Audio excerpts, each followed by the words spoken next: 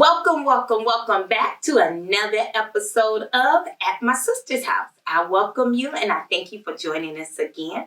Assalamu alaikum and peace be upon you all. Today, I am being joined by two of my sisters, two dynamic women who are coming with us today to we're going to look at overcoming difficulties to achieve our assignment. How we can overcome and get over the hurdles that's holding us back from being our full selves, from just showing our full potential. So today, I have two sisters who are beautiful sisters who know a lot about this subject and will take us into it more. I have right here to my right, Sister Tori Muhammad. Now, Sister Tori has been registered for 31 years. She's a wife, she's a mother, and she's also the Central Regional Auditor Coordinator, specifically helping here in the state of Michigan and Detroit, and I thank Allah for her. And going over some more to my right again is our sister Letitia Muhammad. Been registered 29 years. Sister Letitia is in the student ministry here at Muhammad Mosque number 1. She is a licensed real estate broker. She is on her way to being a licensed life coach. And as you will see, she's already that plus more. This is our sister, Sister Letitia and Sister Tori. And I thank you both so much for joining me. Okay. So this is a show I knew from the beginning would be a part. I really wanted to talk about this for many reasons. Specifically starting with what I said on the first show. My sister, Rosalind, has been saying to me for years, do this. And as I stated in the first show, in full transparency, I didn't see what she saw. I desired it. I loved the idea of it. And I thought it was something I could do.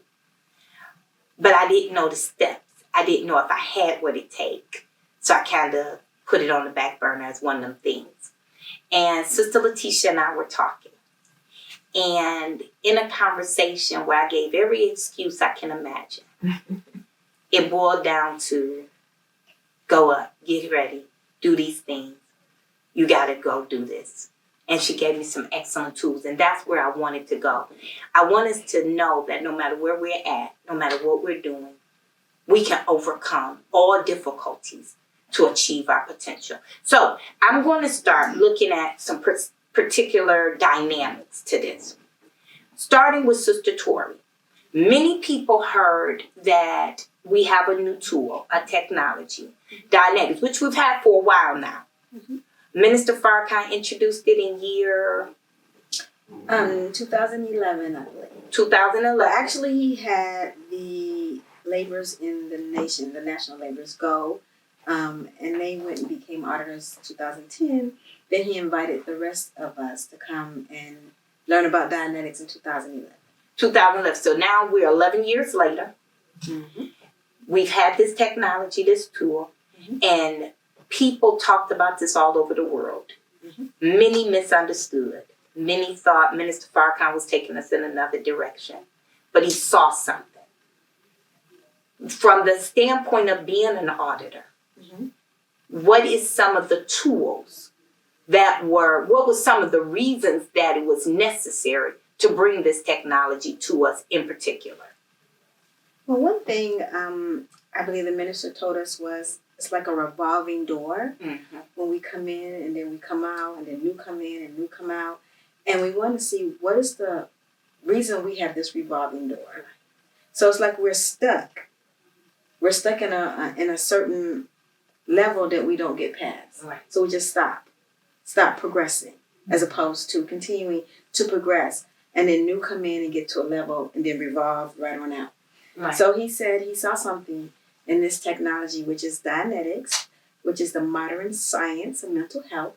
It was something written by Mr. L. Ron Hubbard, and the minister invited the Nation of Islam to study this technology and help us to not get stuck anymore. Right. And in the 11 years of you being involved in seeing it and the involvement of it, can you say that you We may not be able to say we know exactly what the minister was thinking, but can you see where it's been an excellent tool for us? Yes, I can say that it's been an excellent tool for us. I can testify for myself because I am an auditor and I also receive auditing. So I see things in myself that I overcame or that I was stuck in, and now I'm able to progress past it. So it has helped me, and as an auditor, I can see how it helps others. When you study this technology, you learn a lot about mental health. Right. And in learning a lot about mental health and dealing with our community, I can see if someone's dealing with a certain thing, like not to get too deep. I can talk to somebody 2 minutes and know just based on their conversation where they are on a tone scale, like how low they are on a tone scale, based on how they respond to questions I ask. You know, if I ask them a question that someone high on tone scale will respond to, and they don't, they only respond to sports. I know where they are on the tone scale. Right.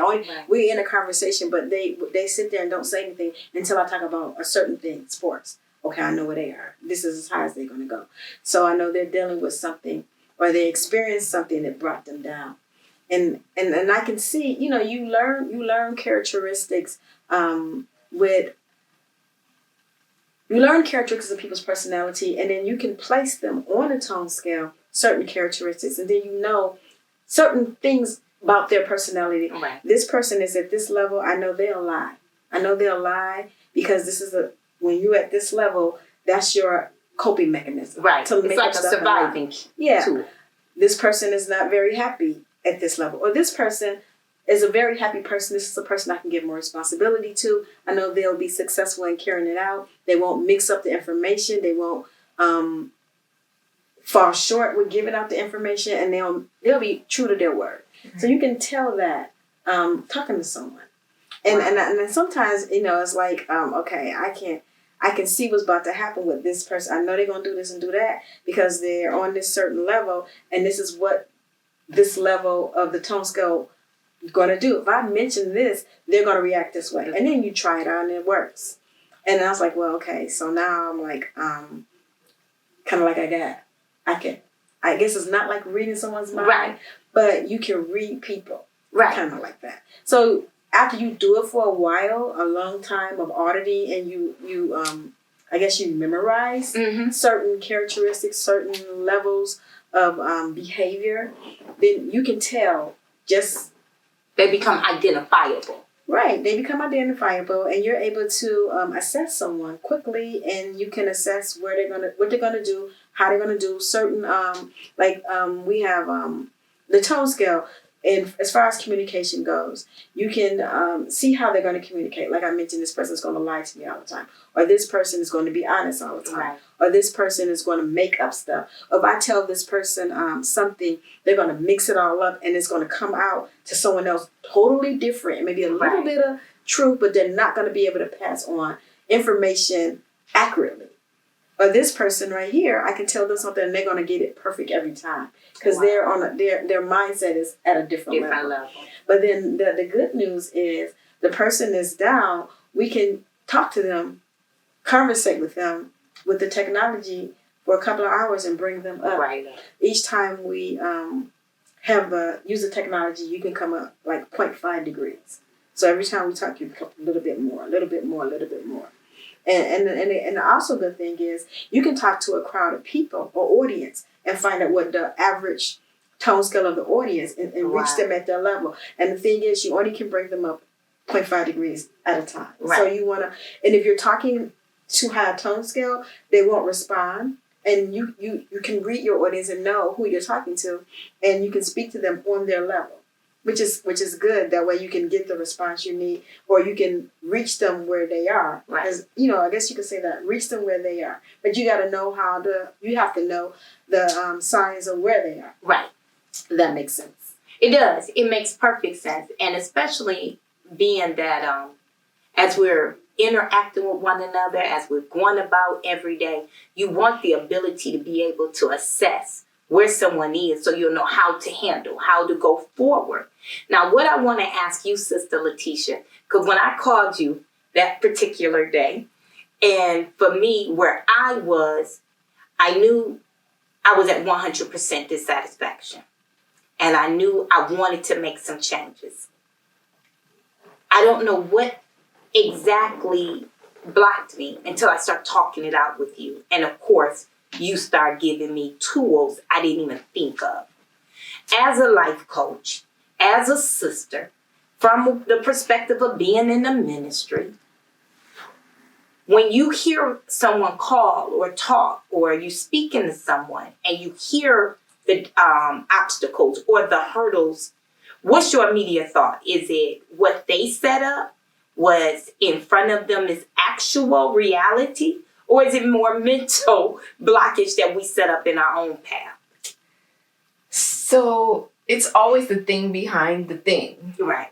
Right? Because most of what drives us is subconscious. Okay. So even before I ever studied to be in the student ministry or any of the principles that we've been given, people would always just talk to me. That's just something that's been inside of me since birth, right? Okay. Child talking to people about their problems on the school bus, right? Right. So it's just a thing. And so what you learn is that whatever people are putting in, whatever they're putting up in front of you as the problem, that's not the problem. It's always something underneath. It just appears, or like it has like the valence. It has the sign of, oh, I'm really stressed out or overwhelmed by this thing, but that's not the source of the problem. And so if you can get people to trust you so that they open up and just really tell you, okay, well, really the issue is self-acceptance, or the issue is fear, or the issue is, not believing in myself enough.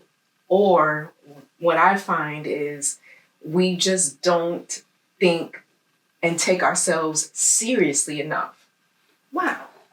And so what happens is all this other stuff just appears as the problem, and that's not the issue. That's not what they're calling. Right. So if it's okay to share, Sister Fatimah calls, and, she's talking about having all these responsibilities, and she's now the chauffeur for the children, and she's got to do these things and work, and she just doesn't have enough time.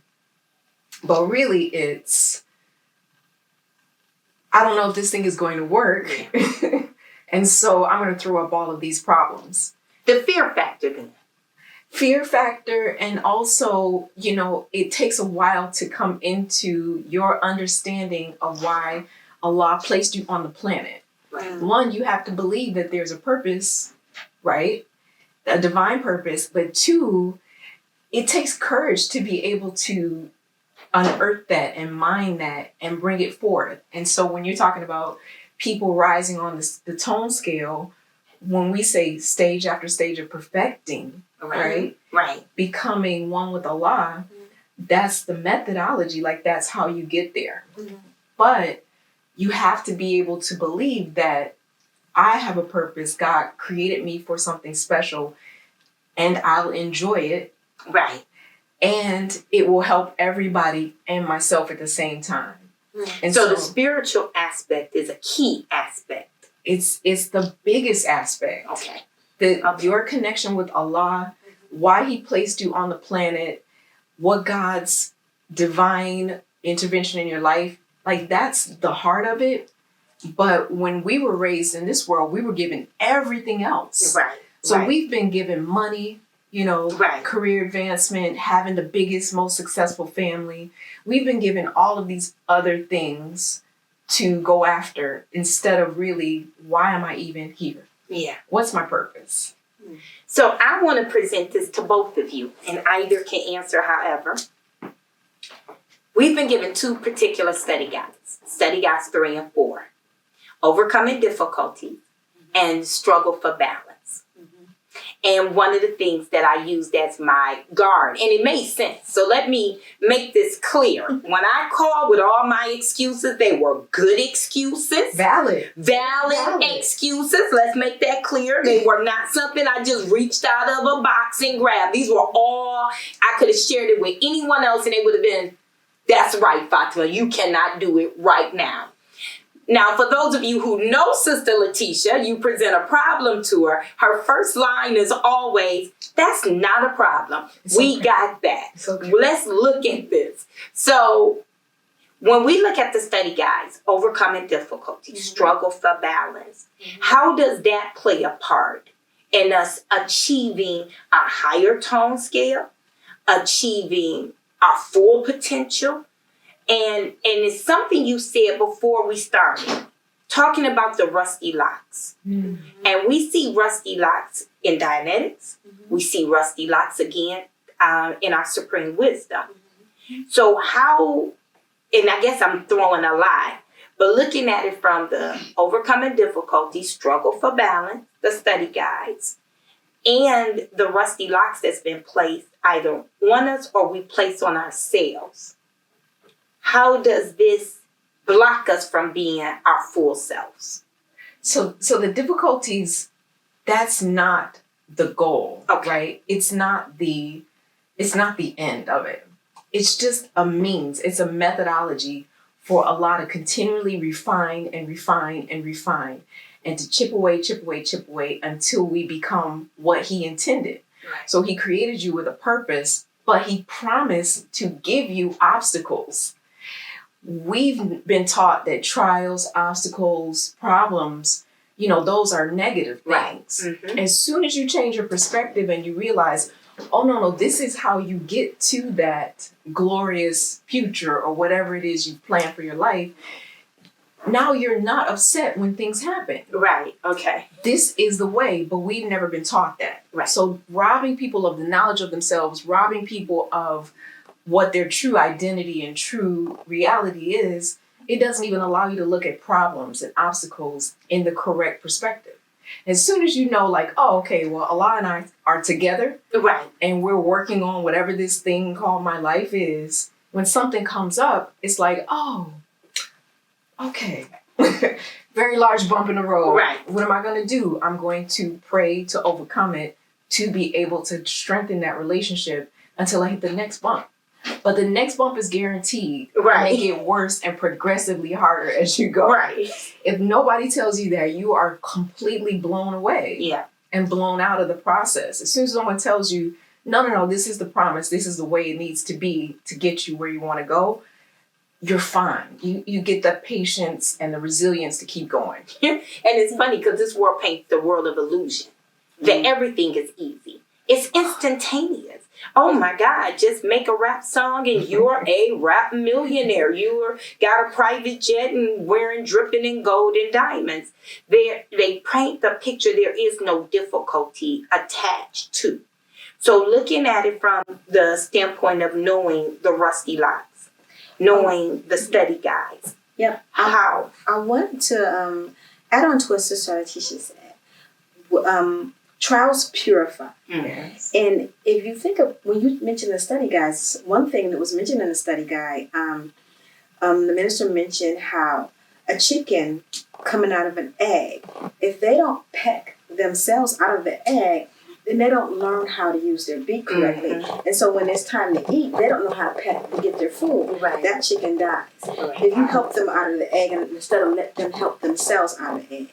If you notice, a caterpillar, can't even say, the bug is in the cocoon and turns into a butterfly, the caterpillar. If he doesn't, he usually will make a little tiny hole. Right. And if he doesn't squeeze himself out of the hole and you help him out, his wings won't develop because that fluid in his body, it squeezes out into his wings and that's how his wings grow to get strong. If you pull the cocoon open for him, and you let him out, that liquid in his fat body does not squeeze into the veins in the wings. His wings never grow, and he never flies and never becomes a butterfly. Right. So he has to struggle out of the cocoon. The chicken has to struggle out of the egg in order to be successful. Right. So that's a lesson. As we know in the Holy Quran, it says, nature, there's lessons in everything for us to learn. Yeah. So if we don't struggle past something, then we never overcome it. And if we never overcome it, we never can overcome bigger things. Right. When you're 2 years old and you're struggling to learn how to potty, when you're potty training and you don't master that, then you're never going to learn how to dress yourself and be able to walk without a diaper on. Right. So you'll always be somebody who's wet in their pants. So when you get older and you learn in kindergarten how to build the blocks or how to write your letters. Mm-hmm. So now when you get in second grade, writing letters is not an issue for you. It's not even something you have to think about. You just know how to write your name. It's no longer a struggle, and you've mastered writing your name now. So now that's nothing you have to think about. It's no longer an obstacle. As Sister Letitia said, once you overcome the obstacle, then you move on to the bigger obstacle. But if you never overcome the small obstacle, like writing your name, learning how to potty train, then you can never grow to the other obstacle. So now that we're older, potty training is second nature. Writing my name is second nature. And now things that used to bother me when I was 1 and 2 doesn't bother me at all. Right. It's like, oh, okay. I don't even notice that anymore. So as we grow more and more into the knowledge of self, or we go from the animal stage when we sweat ourselves to the man stage, now I can stand up straight and walk on 2 legs and talk to people like a civilized person, to the God stage. Now I'm not bothered by anything that's not of God. Right. It's like, you don't exist in my world, so I don't even face time wasting. I don't waste time acknowledging you. Right. We're done with all of that. Right. So we grow into the mind, but you have to grow. When you grow into something, you have to go through stages. If you miss a stage, you miss a lesson. And if you miss the lesson, it's going to be a problem going forward. Just like when you do math. You can't skip adding. Right. And go straight to multiplication and long division. If you can't add, you're not going to be able to do long division. Because that's part of, that's a process. In a process, I'm a school teacher, so yes, it was shown. That was shown. I teach 6th grade science, so so you can't go past a step in the lesson, or you're going to have problems. And that's something another thing in Dianetics, where you learn the knowledge of the science of studying. You can't miss a step. Right. If you miss a step, you're not going to get the rest of them ahead of you. Mm-hmm. So if someone helps you out with your problem and don't let you figure it out yourself, then you're going to have to repeat that lesson. And that's another thing where I guess it's not necessarily engrams, which is something I'm bringing up terms that maybe people don't understand. Please. I will need to explain what exactly that means. But you have to go through things so that you can grow past those things. And then now they're not things that will interfere with your development to the next thing. I'm going to say it like that. It made perfect sense, and it was simplified. Yeah. So I think everybody will be able to get that. Now let me ask you, one of the things I can use is myself. And I know that going from being a single mom and the struggles I had, and they were real, were not just in a world sense, but they were real to me. So every block or every step or every hurdle was real to me, because I can name the difficulty attached to every hurdle. Mm-hmm. So to anyone watching, and they can list real reasons that is holding them back from their full potential. I mean, from being single mom to little money. So how can I invest in my ideas and my goals? What do you tell them as tools to overcome the excuses that we can set up? So that's a really good question. And I wish I could tell you, with the people that I speak with, how often we just talk down to ourselves.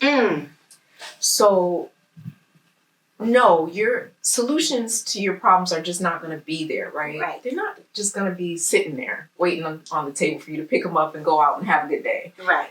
You do have to grow, become a different person, get better skill, get more proficient, get better with time management to be able to solve your problems. But if I could tell you, one of the biggest blocks with people is self-talk. Wow. Just not being mean to yourself. Right. Right. Just not saying mean things to yourself and not discouraging yourself. Give an example of a mean thing we say to ourselves. Often couched in a joke. Mm-hmm. So when you hear people joking about, oh, well, nobody likes me anyway, and oh, everybody's going to say this about me anyway, that's really their self-talk coming out. Wow. And okay. so, and I've heard that so many times. And it's just self-deprecating humor, right? Right. No, this is really their self-talk, and what you say to yourself either gives you fuel or it completely stops you in your tracks.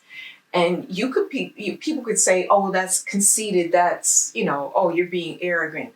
No, you're really fueling yourself to be able to take the next step and keep going. But it's the self-deprecating joke that I feel like is the most vicious and insidious. Right. Because it's funny. Right. It makes you seem like a relatable person. Right. It makes you seem like, oh, you're so humble. But no, it's really, you are pulling yourself down. Mm. And so most of the obstacle is just what you say to yourself. You could just say to yourself, all right, we can do this. Mm-hmm. Yes. Clearly this is on fire. Good job. This is a dumpster fire right in front of me. Like, oh, this is a disaster. But we can do this. Right. People have done worse or better with worse right. conditions. God is with me. Okay, Allah, it's me and you. Let's go. Let's right. get this thing moving. Come on. You wouldn't put something in front of me that I couldn't solve. Right. And so you get better and better at just saying nice things to yourself. Right. It makes a difference in how your brain operates. Now, with that said, because that self-talk, I'm wondering, tying into our learning now of the technology and about ourselves. Yeah, how do that connect to things that may have been placed there that you're not even conscious you're triggering or re-triggering? Yes. The things that are placed in your reactive mind are things that are done to you, not something you necessarily do to yourself. Right. So if someone has taught you or said to you in a moment of pain, like you're getting a spanking, and they're saying to you, you're never going to amount to nothing. You are terrible at this. You get a bad grammar report card. Mm-hmm. You are so stupid. And then you grow up and say while you were getting a spanking, the water was running. So the engram has certain dynamics. All your senses are tuning in. Mm. And your state of consciousness is lowered because you're in a state of pain. So your full consciousness is not there. So while they're I'm just using spanking. Yeah. I mean, that's just a minor thing. But say you falling off your bike, you bump your head, and then someone is hollering at somebody saying, you're never going to amount to nothing, or you're terrible at this. So anytime you're hearing water running from the water hose, a dog is barking. So say you're older and you are at work and the water faucet is running, and outside the window you hear somebody's dog barking. And then say you're working in your job with you have a partner, you're an account manager, you didn't get the account, and you're being keyed in to what happened to when you fell off the bike. Right. And you got an engram, and you're saying, I'm never going to amount to nothing. You're right. Repeating, just like a movie script, you're repeating it. I'm never going to amount to nothing. This is all my fault. I'm no good at this. And you react that way. And you don't even know it's because. You don't even know that you have this programmed in your head. So when you start feeling a certain kind of way, it keys in. Right. And all these dynamics that were there and when it first happened, replays in your head. So anytime you feel lower than yourself, you're stressing because you're trying to accomplish something, you're going to tell yourself, I'm never going to amount to nothing. Yeah. I'm no good at this. And it's really an engram. That's something talking to you with this technology for a couple of hours can be removed just like that. And then you never have to experience that again. And what it does is, we said there's a reactive mind, which when the minister spoke about Dianetics to the nation, he meant that's like how the Satan in us was born. Right. It moves out of the reactive mind and moves into your regular subconscious. And now it's a memory. So it doesn't affect you the way... so it's not per se forgotten. No, you don't forget anything. Your brain is a super machine. But the reactive mind is when your subconscious mind. It moves over to the memory. It becomes a memory as opposed to an engram, which is like a program in your head that causes you to, I guess for safety reasons, because you experienced pain when it happened the first time, and your brain is trying to tell you a prehistoric mindset that you don't want to do that again because it hurt last time. You fell off your bike and broke your leg, and we don't want your leg start hurting in the process. When you're experiencing this, my leg is hurting, and now I know I'm not going to mount to anything. It's because it's probably my ankle hurt, but it's probably the engram keying in, and your brain is redoing it to help you prevent from experiencing the pain. It's protecting you for the lack of a better term. Yes, and it's just and then you're responding to something and don't even realize that's what you do every time. It's like you have a dramatization every time something happens. Why does this always happen to me? Every time this happens, you say that. Why don't you just get over? And people say, get over yourself. It's not that bad. Yes, it is. And it's not really that bad. It's just that you are keyed in and you are experiencing something that did happen over and over and over again. Wow. And it can be removed. So you stop. I'm not going no further because, and you may come up, like you said, they're coming up with these words, but they have all these excuses, but it's not really an excuse because it's not affecting when they talk to you as the life coach. It doesn't affect you because you're not in as we say, the engram with them. So you don't, and that's what we said with auditing. The auditor can help you get past it because I'm not affected by your engram. It doesn't affect me. Right. So I can talk to you and help you suppress that engram and remove it just with conversation. Now, I'm going to give a quote from the minister, and I want to tie it into what we're saying, and this is coming out of Study Guide 3. Minister Farrakhan said, Allah has said in the Holy Quran that he has created man and woman to face difficulty. It is a general law of nature that as night follows day, likewise ease follows difficulty. Now, we know the Holy Quran has taught us that, or teaches us, after difficulty come ease. After ease come difficulty. Going back to your point, it's always, it's going to be something there. But we're obviously made to overcome that. So to the person who hears, just get up and do it. It's difficulty. You're going to get over it. You're made to conquer this. How easy are those words when you're the one in the difficulty? Because that's what you hear. Yeah. I can't tell you how many times I went through something and somebody will say to me, all you got to do is pray, Fatimah, you'll be fine. And it's like, I'm doing that. I'm still not fine. I'm crying here. So we have a tendency, I think, as society to want to see you get over it. Just move on. Let's keep it going. How easy is that formula in real life? So what's not there when someone else is looking at your life, right? Because it's so easy when you're looking outward, right? To just say, oh, just do this. Right. What's the problem? I don't understand. Just get up. Like you said, why are you still in the ditch? Like, right. Please get up now. But the first thing is acceptance. You have to accept that most people don't accept that they're in whatever situation that they're in. You have to get to that point that you were at, which is 100% dissatisfaction. Yes. Yeah, that's what changes. That makes you reach out for something as a solution. But acceptance, which sounds a little bit passive, right? So let me just say that, because whenever I say acceptance to people, they always go like, that's kind of it's a little punkish. Just want me to accept my fate, accept it. But no, that's not what I mean. Just, okay, here's what you have. okay, thank you. This is what I have, right? Right. Because it's either the active will, Mr. Farrakhan teaches us, or the permissive will of Allah that this is happening, right? Right. We always forget that. God is the author of this situation, whether Right. he allowed it to happen or he made it happen. Right. So this is not about whatever difficulty it really is. This is about you and God having this whole ongoing conversation from here to the rest of your days. Right.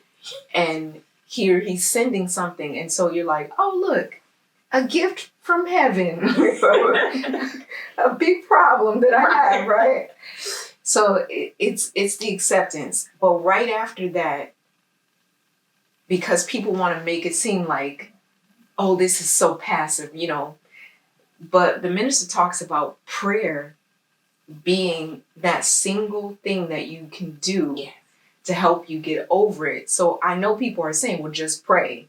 No. You are accepting what's happening, embracing that this is going on, Right. and that I can overcome this. Okay, Allah, what's my plan? Like, Right. help me get this thing together. And the minister says that there is no such thing as personal success without prayer.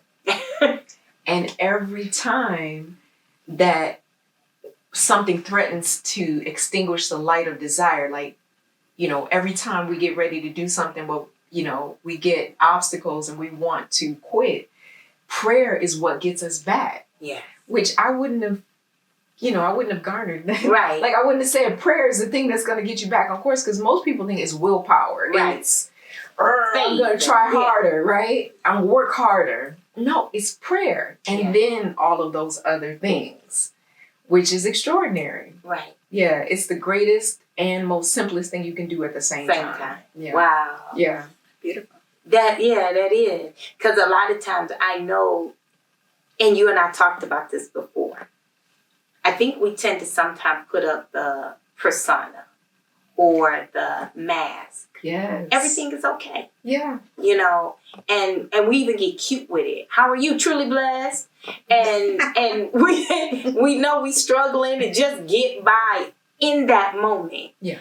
And I think it's a blessing not just to have tools, technology, but to have sisters and brotherhood that allow us to be able to say, I'm going through this and I need to reach out to someone.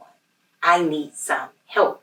Mm-hmm. So I would assume that's also a crucial tool in overcoming. Mm-hmm. Because I think sometimes we can feel alone and we can create in our minds, I'm the only one going through this. Right. Nobody else can relate to this. It is me by myself. How do you see that in our blockage in achieving to the next level? You know what? I do know that Master Fatimah A, Allah in the personage, said that our class was mandatory. Right. And I was like, okay, our class is mandatory. But, you know, I'm looking at our units and what we learning. And I'm thinking, we learn how to do cooking, sewing, how to take care of our husbands, how to rear our children, how to act at home, how to act abroad. Okay, and I said, we learn more tools with those. Right. I said, but the biggest thing that I learned in my class is I am not the only one like me. Yes. And you know, when you think about human beings, being solitude is something that we should never have to deal with. Right. If you think you're the only one, then it becomes extremely difficult and depressing for you. Yeah. But when I know that there are 150 other ones just like me in the city, and they're going to look just like me in their outfits. So I know I got this support. Yeah. And anything that I'm dealing with, I'm talking about it in my class. Mm-hmm. It's part of our class. Mm-hmm. And I know that I can speak freely. Yeah. I can speak openly. It's a safe space. Yeah. And I know that I'm not by myself, no matter what it is. I can say whatever, and I'm not going to be judged. Mm-hmm. I'm going to be supported and encouraged and have a book with some tools to overcome and how to overcome it. And that is something that's so beneficial to us to keep us strong. It's like steel sharpening steel. Mm-hmm. I may be weak at this part, but she's strong at that part. So when I come to class, Allah sits me next to her. Right. And then I'm in her circle. And then I'm reading, okay, blah, blah, blah. Oh, God, I got to go through this again. And then she said, what I do is, and I'm like, is that what you do? Right. I'm like, I can do that. Right. And I'm Right. like, let me write that. She said, I'm like, let me go home and try that. Exactly. And I'm like, I'm going to do what she said. She did. I'll tell her.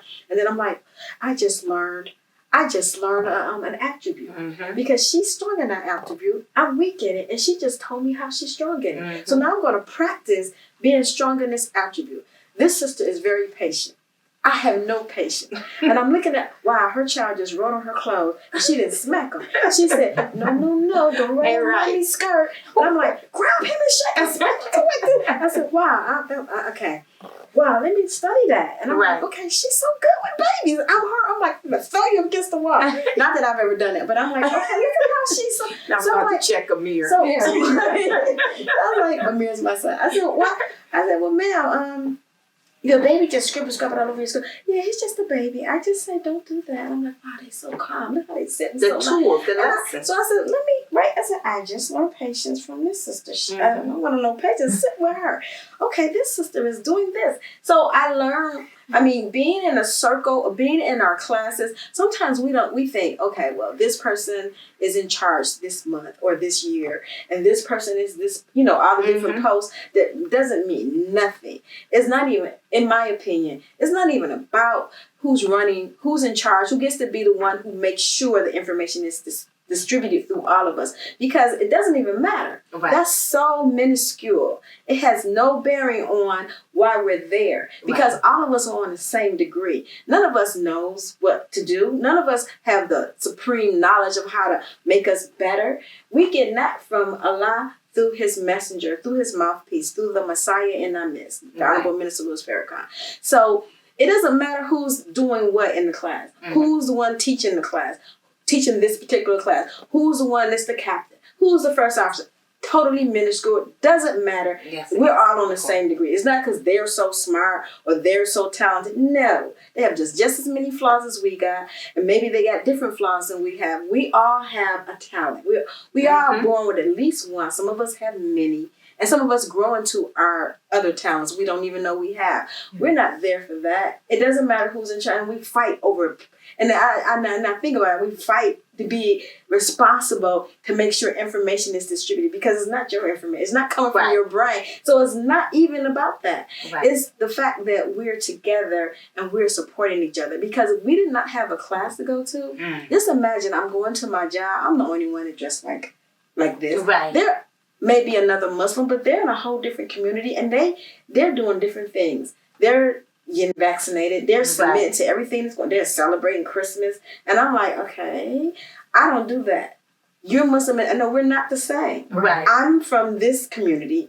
This is my look, and when I'm out in the world and I don't see nobody looking like me, I can get very lonely. Yeah. But I know on Saturday every single week, I get refueled of who I am, what I'm about, and my strength is all the way back up. So if my tone scale goes down, I'm back to outing because, dang, they made me feel really bad today. Someone said something about something that my religion or my outfit. They don't say nothing negative about my outfit. They just say I'm a fashionista, which I'm going to take. And I'm like, thank you.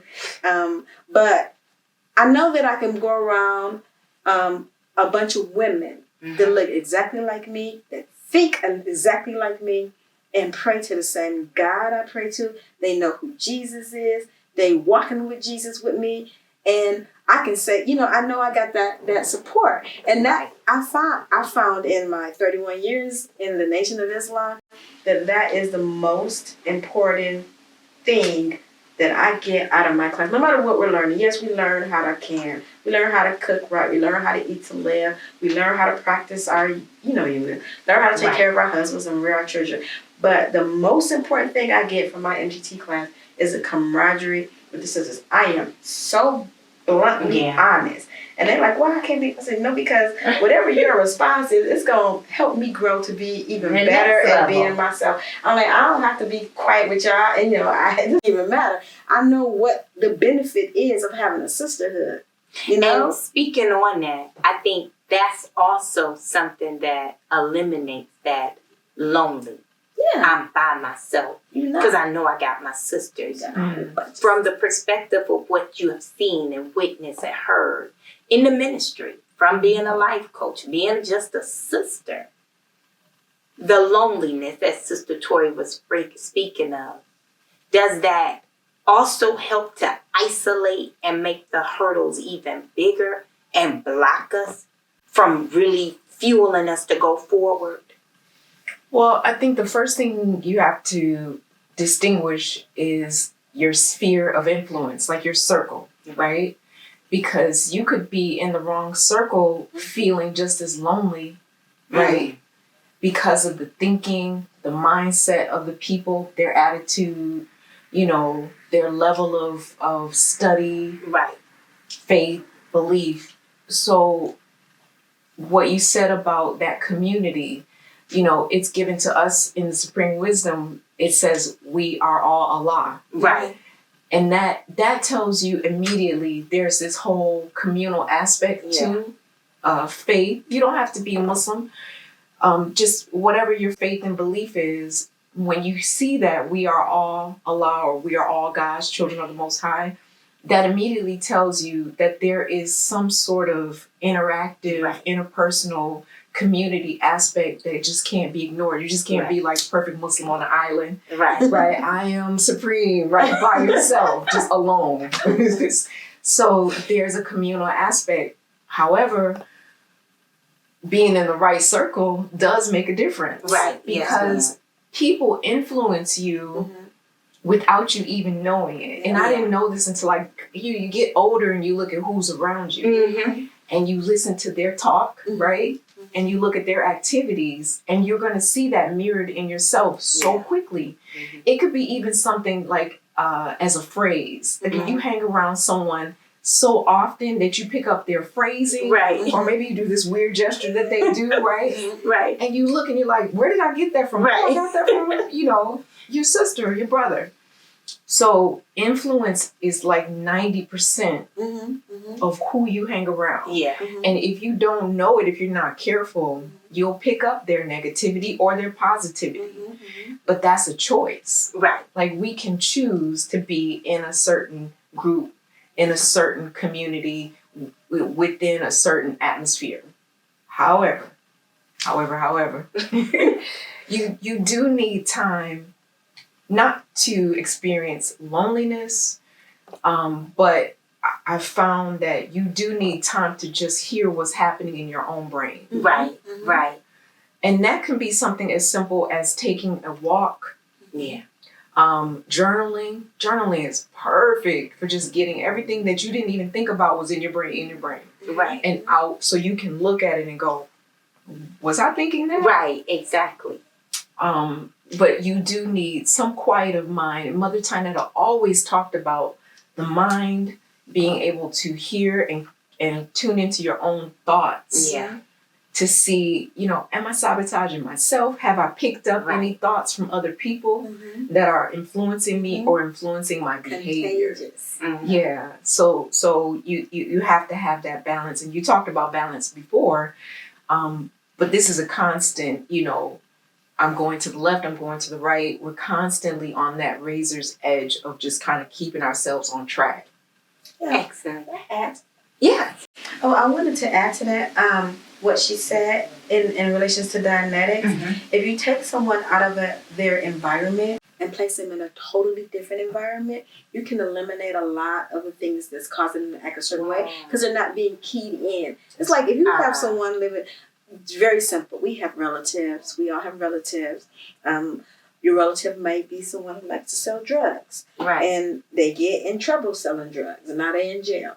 When they get out of jail, they don't need to go right back to that environment. Right. Because that environment will pull them back into that lifestyle if they're trying to do something different. Mhm. Put them in a different environment. I think you need to go down south with Big Mama for a little while on the farm. Right. They don't sell drugs on the farm. And Right. you're going to be dealing with animals. Go and get something else to do with your life. Instead of, because you go back to the same neighborhood, you see I was gonna say Peanut and Ray Ray, but my nephew told me that was he told me I was racist saying that. He was offended, so I can't say Peanut and Ray Ray no more. Okay. But you see them. you see you see the brothers. Right. You see the brothers used to hang out with. One of them might be named Peanut. I don't know, but you see them and they doing what they do, and they like, come on, hang out with me, do this, and they see you back. It's like you keep back in, and you're trying not to do that no more. So until you get stronger, you need to be in another environment. Another environment can be your local mosque or study group. Whole nother mindset is happening there. They're doing something totally different. And when you grow in strength, then you can go back to that environment. It's just Letitia mentioned the negativity words being said, and that's also part of Dianetics. You want to make sure you're around people with positivity, because if you're around people that are on a high tone level and your level is low, you're gonna rise up, because you're around too much high energy. You're gonna pick up on their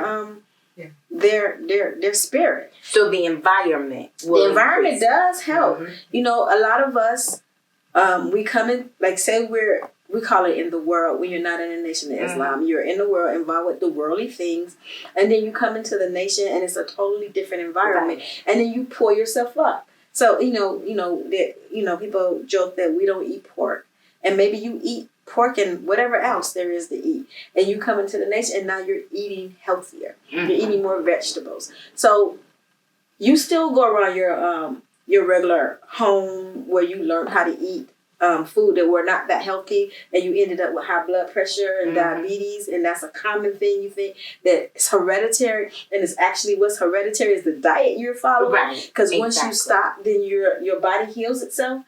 So you come around another group, and they're eating navy beans. They got it in the pie.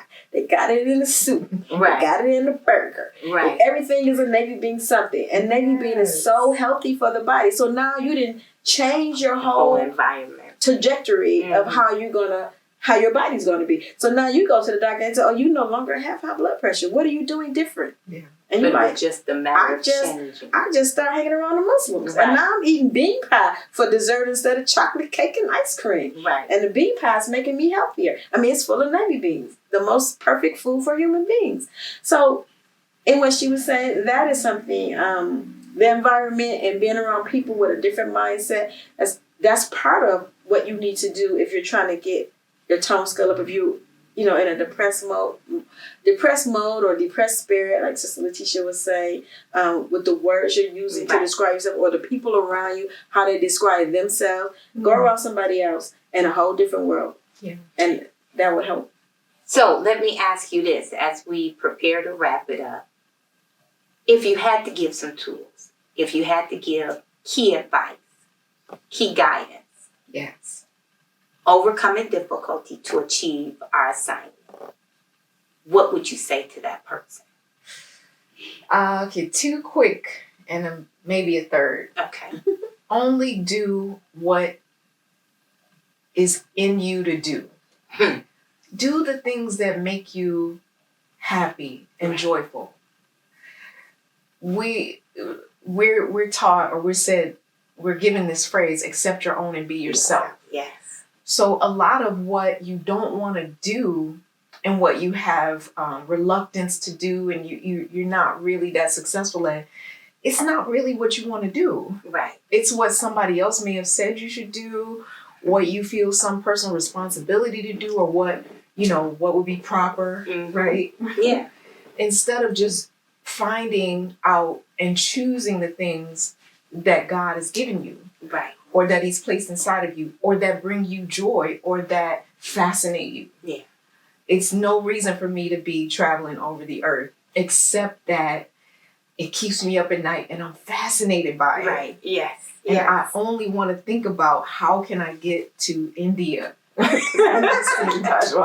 need to see these pyramids, right? Right. It doesn't make sense. Whatever's for you, it may not make sense to anyone else, but it enlivens you and it brings you joy and happiness, and it gives you a development of yourself that you just don't get by doing what somebody else thinks you should be doing, right? Okay. Their definition of you. Second thing is just get moving. You don't have to have perfect stuff. Just get going, because we're taught that when Allah created himself, he just started rotating. Right. He began moving first to make time. So all you got to do is just get up and get going. Thoughts about what you can't do are always happening when you're stationary. When you're lying down, it's always bad. It's terrible when you're lying down, right? That's when you think of everything. Oh, everything could go wrong, right? It only happens when you're sitting stationary, lying down. As soon as you get up, all of a sudden your brain is like, oh, we're moving now. Powerful. Yeah. We're going. Okay, well, good. Let me throw some solutions out here for her. So get moving. And the third thing is, please don't laugh. Don't laugh. Okay. Not Do going not to laugh. Not going to So the third thing I did not know, but 90% of our success is from tracking, which nobody could have. Right. See how that's weird? Like, it's a weird thing. What you measure is what you can accomplish. I did not know that. But 90% of your success is tracking. And so I literally ripped this off my wall. So I apologize in advance. This is so primitive, right? This is very primitive. But this is just a goal that I'm trying to achieve that I'm tracking myself on. And it works subconsciously. Right. So this goes on my wall. Lie to you not. I see tape is here. It's on my wall. It's very, very primitive. I'm sorry. But I have to look at this every single day. Every day. So either I'm doing a thing or I'm not doing a thing. Right. No drama, no emotion.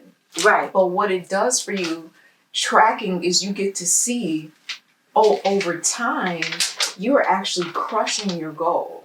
Wow.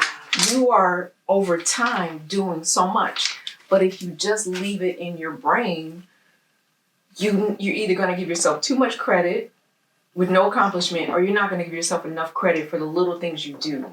Right. And it compounds.